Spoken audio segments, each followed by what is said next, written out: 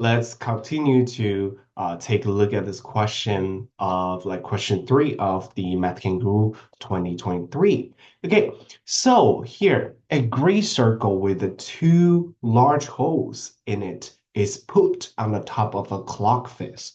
So you can see that the clock is like this, right? That's the clock. And now we actually put a large gray circle on it, and it only shows two numbers. And for here, one of them is 1, another one is 5.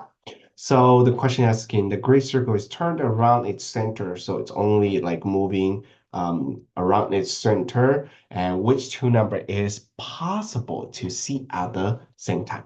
So because we know that the position of the two circles is actually fixed, and which means in this case, the distance between the two like shown number is the same, and you can see that there are how many numbers in between. So we have 2, 3, and a 4. So you have three numbers in between.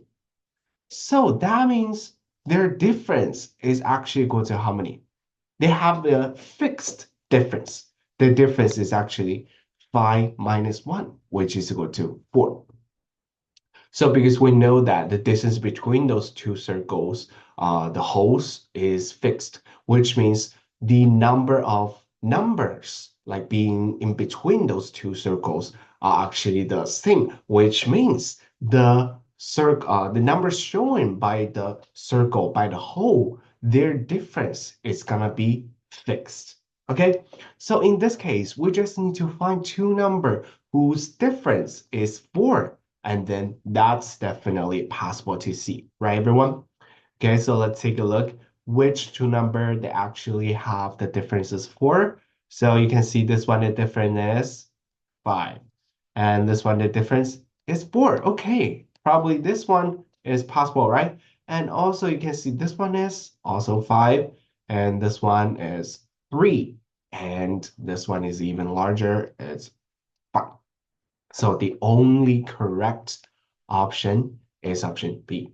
Okay, so for this kind of question, you actually need to, first of all, convert the graph or like the geometry thing into the number thing that you're actually gonna work on. And you have to find the pattern behind or the logic behind the graph. Okay, and then finding the logic behind, you just need to do some simple operation to solve this. Okay, so the common core standard for this one is the logic reasoning, pattern recognition, and circular arrangement. And this will often shows in grade 3 and grade 4. But again, if it's directly in school, they probably let you to like directly find out like what's a pattern of, for example, what's a pattern of like 2, 4, 6, 8, like you going on a circle, and what's a pattern, and that's pretty straightforward. But for this one, you have to like go deeper and translate the graph language into the math language, the number language, right? Okay, so that's why Math Kangaroo is actually help us to go deeper and strengthen our thinking and mathematical abilities. Okay, so what about the fourth question? What about the fourth question? Alice has these puzzle pieces. So 1, 2, 3, 4. And we want to know which two pieces can she put together to form this square. Okay, so we want to know which two pieces can we put together in order to form a square. And why don't we just go ahead to say, okay, in order to form a square, what kind of pieces are we need to like put together? So let's start from the first one. The first one, we can just say that in order to form a square, you need those pieces, right? You need the pieces in pink. So take a closer look at this. Do we have exactly this piece? Yes or no, everyone? You see, yes, it's exactly the fourth one, right? And probably we can directly combine 1 and 4 together to form a square. So let's just put the right answer here. But in order to like make everything is 100% correct, so we'll have to double check. So let's see.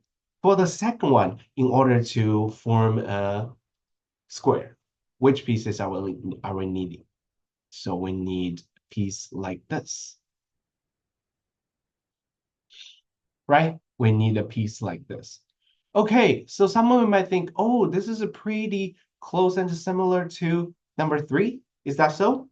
No, because number three, you're actually having what? You're having one unit square out, protruding out, right? So that's definitely not the case here. So for number two, we don't have any pieces to combine with the number two to form a square. And what about number three? Number three, in order to form a square, you need a piece like this, right? Okay, so some of you might say, oh, this is pretty similar to number four. Yes or no? No, in order to be number four, you actually need one more of the unit square. But for here, I don't need that extra one more, okay? This one is having one more here. So that means we also don't have any pieces to piece together with three to form a square. And that means it only left us with one and four to combine together to form a square. So that's our option C. Okay, so for this one, in common core is actually the composing and decomposing shapes. For example, like which of the pair of shape can be combined to recreate something like a specific shape. Like for here, we want to know to combine a rectangle, or sometimes they will ask you to combine like form a trapezoid, something or something like that.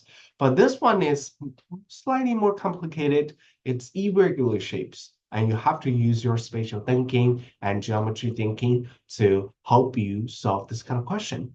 Okay, so that's why I would recommend you to like take the Math Kangaroo tests, even it's three-pointer questions. It's gonna also help you to build your geometry thinking, and that's very helpful if you wanna keep learning something like MCA, something like that.